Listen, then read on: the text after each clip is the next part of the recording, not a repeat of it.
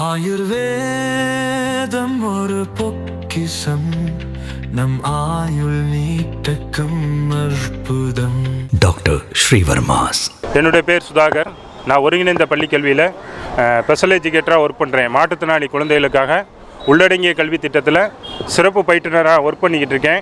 எங்களுடைய பிரதான கோரிக்கையானது 151 ஜீவோவை அமுல்படுத்த வேண்டியது எங்களுடைய கோரிக்கை. இது 2008 கலைஞர் அறிஞர் கலைஞர் அவர்களால் போடப்பட்ட அரசாணை எண். இந்த அரசாணையின் மூலமாக அரசு துறையில் 2 ஆண்டுகளுக்கு மேலாக பணிபுரிந்து வரக்கூடிய மாற்றுத்திறனாளியாக இருக்கக்கூடியவர்களை பணி நிரந்தரம் செய்து அவர்களை காலமுற ஊதியத்தை வழங்கலாம் என்ற ஒரு ஜீவோவில் குறிப்பிடப்பட்டுள்ளது. அந்த ஜீவோவானது இப்பொழுது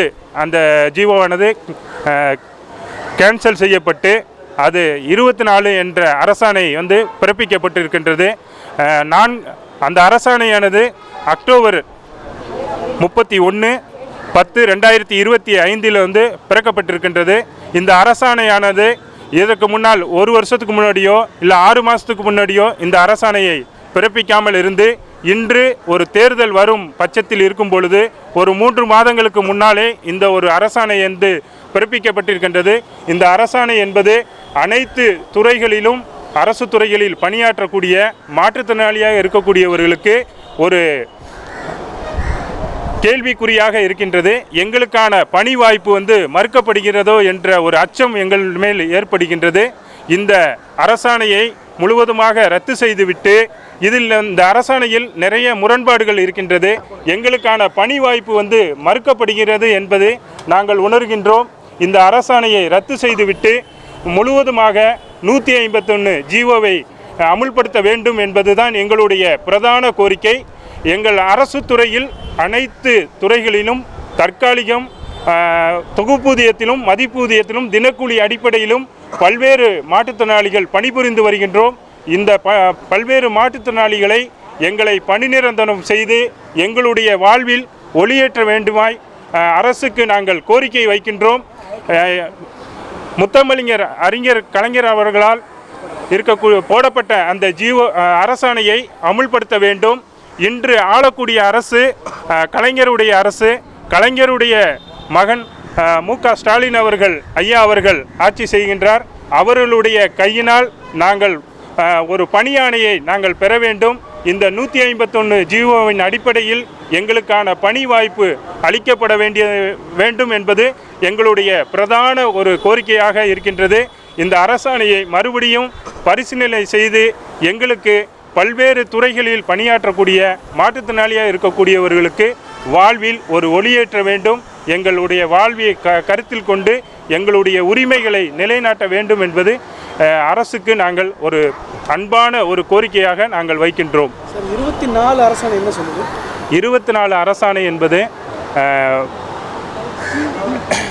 24 அரசாணை என்பது ஏபி இல்லை இருக்கிறவங்களுக்கு எந்த ஒரு பணி வாய்ப்பு அளிக்கப்படுவதாக குறிப்பிடப்படவில்லை.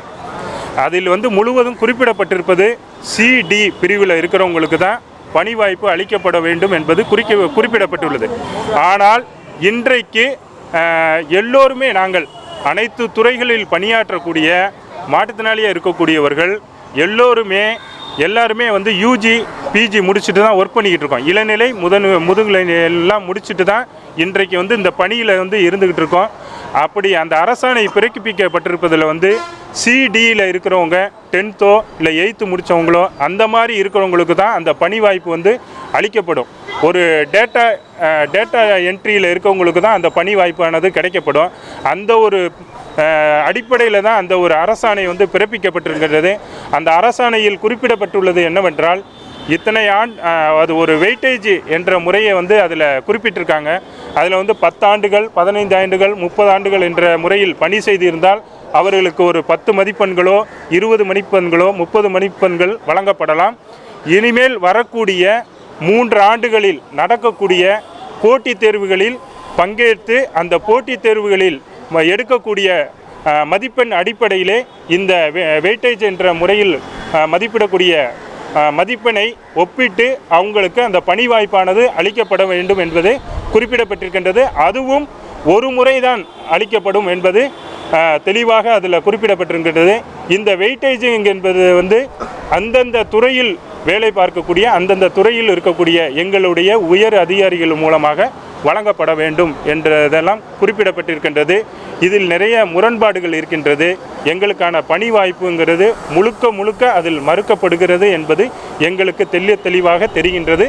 அதனால் அதனை நாங்கள் முழுவதுமாக ரத்து செய்துவிட்டு எங்களுக்கு இந்த 151 ஜிஓவை அமுல்படுத்த வேண்டும் என்பது ஒரு பிரதான கோரிக்கையாக நாங்கள் வைத்து இன்றைக்கு பல்வேறு மாவட்டங்களிலிருந்து பல்வேறு சங்கங்களிலிருந்து பல்வேறு துறைகளில் பணியாற்றக்கூடிய மாற்றுத்திறனாளியாக இருக்கக்கூடியவர்கள் அனைவரும் இணைந்து ஒரு கூட்டமைப்பாக அரசுக்கு நாங்கள் வந்து ஒரு எங்களுடைய அன்பான ஒரு அறவழி போராட்டத்தின் மூலமாக நாங்கள் தெரியப்படுத்துகின்றோம்.